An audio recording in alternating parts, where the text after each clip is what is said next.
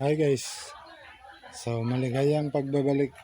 Ito na yung update natin guys sa bonsai natin. So ito yung red balite. Medyo malaki-laki na yung branch na naka-wire. Diyan.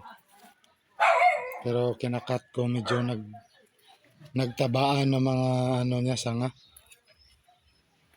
Ito yung sa base niya. Okay naman. Maganda, mas nakakapit na yung mga ugat niya ng maayos.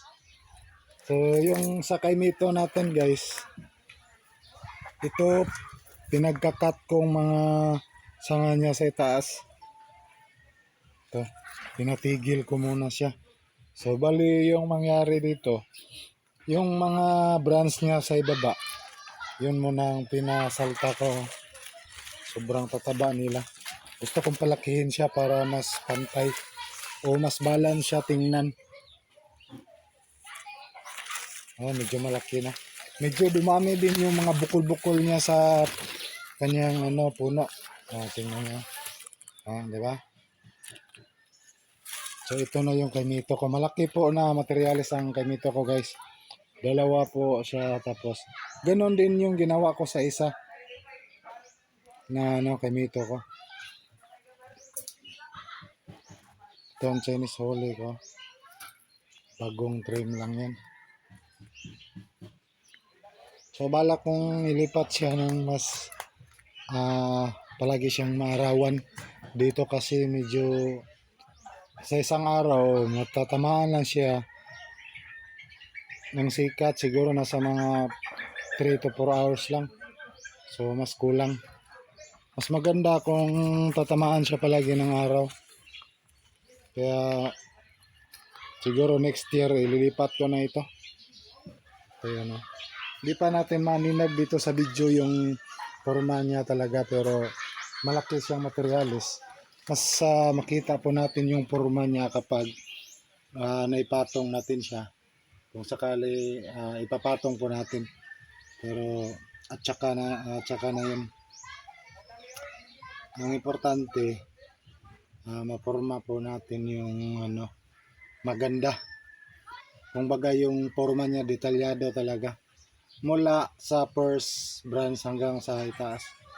So yun ang hangad natin. Kaya pinutol po natin din banda sa itaas na mga branch niya. Ito putol. Para magsalta yung sa ibaba.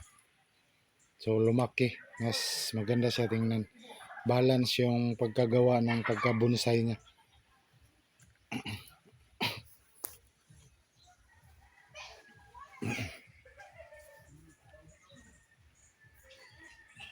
Tapos yung iba kong bonsai dito, di ko na masyado nalagaan. Ito yung Argao Taiwan ko. Nilipat ko, medyo lumaki na yung puno niya. Pero di ko na siya masyadong nalagaan. Yung iba dito, nag-wild na nga eh. Ito, sobrang laki na ng akasya at red balete ko.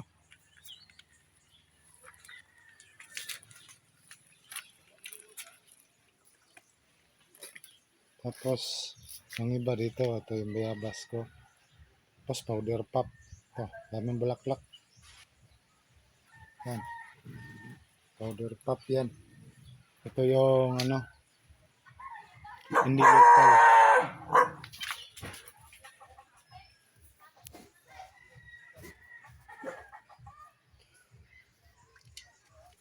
So siguro hanggang dito na yung video natin.